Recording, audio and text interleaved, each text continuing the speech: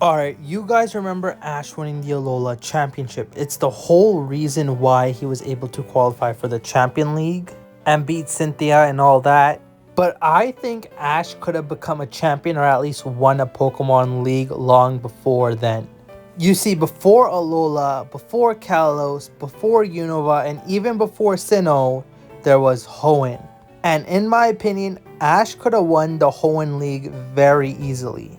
In the anime, just like the games, there isn't any real rivalry going on where someone is beating Ash and Ash can't possibly win. And just like Johto and Sinnoh, even though Ash doesn't have a really great Hoenn team, he can always take Pokemon from previous generation. But does he though? No. What's stopping him? No one knows. But Ash just doesn't choose any of his previous Pokemon. This leads him to battle the Hoenn League with one of his weakest team till date.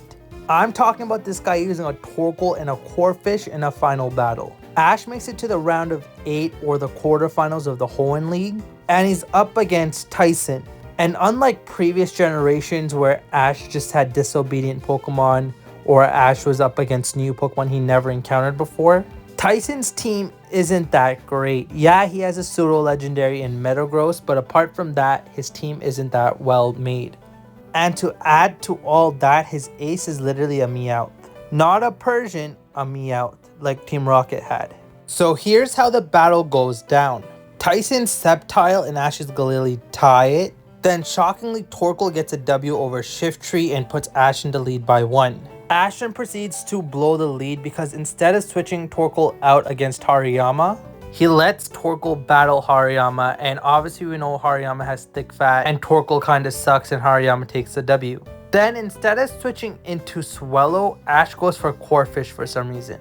Is Ash forgetting that he's a seasoned trainer with over 2 regions in experience right now? A Hariyama versus a Corphish. You guys already know how this ends. Corphish takes the L to Hariyama. Finally, Ash wises up and sends out Swellow, and Swellow takes the W against Hariyama, and then takes the W surprisingly against Donphan, which honestly is pretty surprising to me, the fact that Swellow did this, but good for Swellow. Then the pseudo-legendary Metagross comes out, and it beats Swellow, and then instead of going for Pikachu, which would at least do some damage to Metagross, Ash goes for Grovyle and then tells Grovyle to hit Metagross with Bullet Seed. Apparently Metagross got this like cut in its metal, and so Ash is trying to attack that part of Metagross. But Metagross takes the W anyways. And then there's this really funny scene where Tyson uses Hyper Beam and then Brock calls it Solar Beam. Use Hyper Beam! For that Solar Beam was just a little off. Then Pikachu comes and beats Metagross, which is pretty impressive. And then Tyson's final Pokemon, Meowth, manages to beat Pikachu. Now keep in mind, this Pikachu went on to beat a Regice and then goes on to beat a Latios, okay? And it's losing to a Meowth of all things. Now Ash could have very well won this battle if he called on Pikachu before Grovyle and then had Grovyle battle Meowth.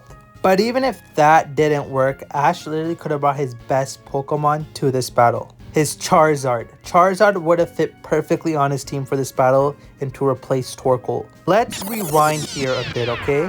Galili and Sceptile just draw here. Harrison sends out his Shiftry and Ash sends out his Charizard. The Zard beats Shiftry very easily, and then Charizard uses his Wing Attack to take out Hariyama.